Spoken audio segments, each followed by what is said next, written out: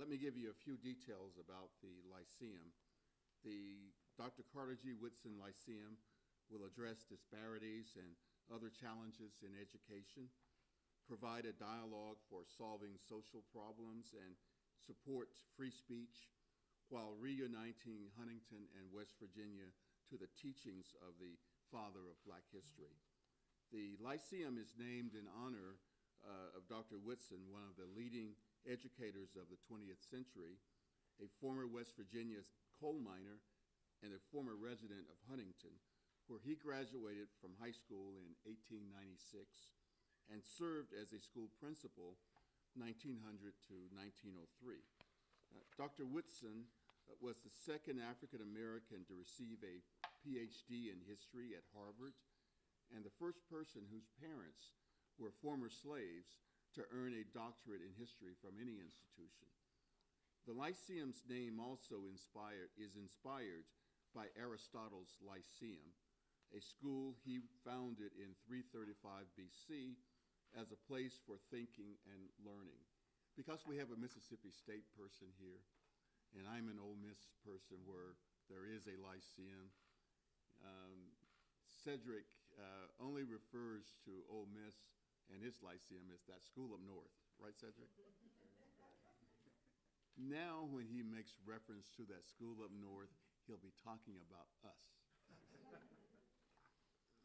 At Marshall, the Lyceum will reflect Woodson and Aristotle's influences while addressing critical issues involving education, freedom of expression, and race, ethnicity.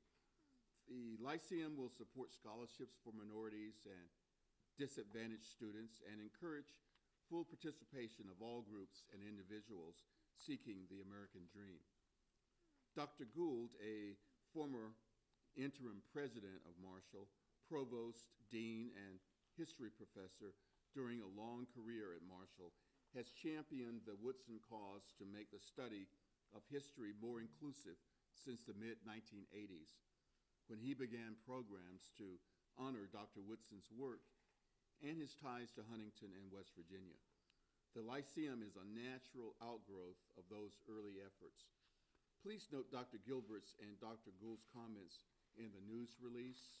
I won't read the full news release, just provide some highlights from it. When Dr. Woodson created the first Negro History Week observance in February 1926, Black history was not widely appreciated. He settled for a week, and his followers expanded it to a month in the 1970s. I want to clear up one myth, too, and it often bothered Woodson. You ever hear people explaining why things are, and they always say they? And part of the fiction about Black History Week and Black History Month is that blacks got cheated, the coldest month of the year, the shortest month.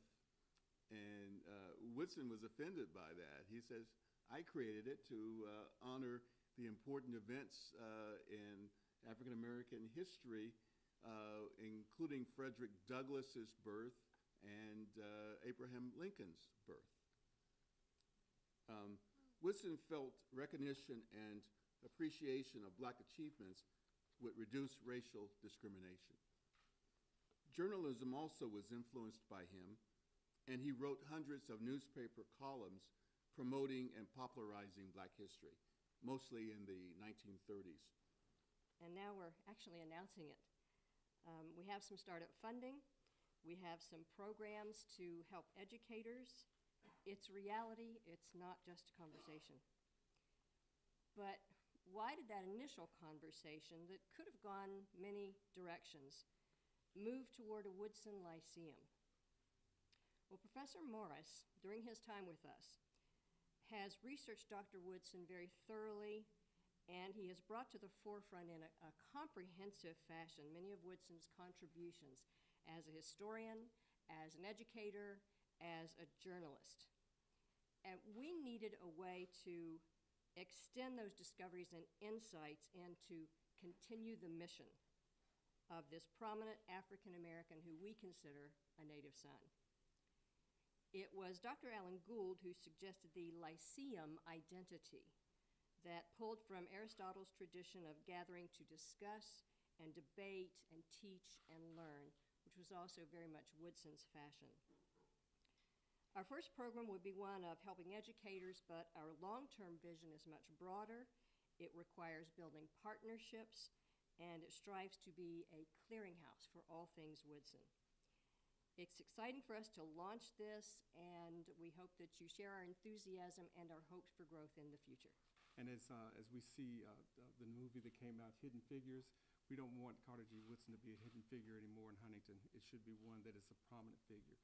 So as we start developing these things in the schools, one of the things we know about children is when they have models that look like them, they begin to aspire to be like them. And I think that is one thing that we want to do in Capital County Schools. We're proud to be a partner in this. Not only do the teachers benefit from that as they go through this history symposium this summer, but when they bring it back to the classroom, it becomes alive. It becomes history that we grow up with. And so I'm very, very pleased with this. I started years ago, I think, on the Carter G. Woodson committee that started before the statue was built and put in place. We've been talking about this for some time, and now I think we see some of the fruits of that labor.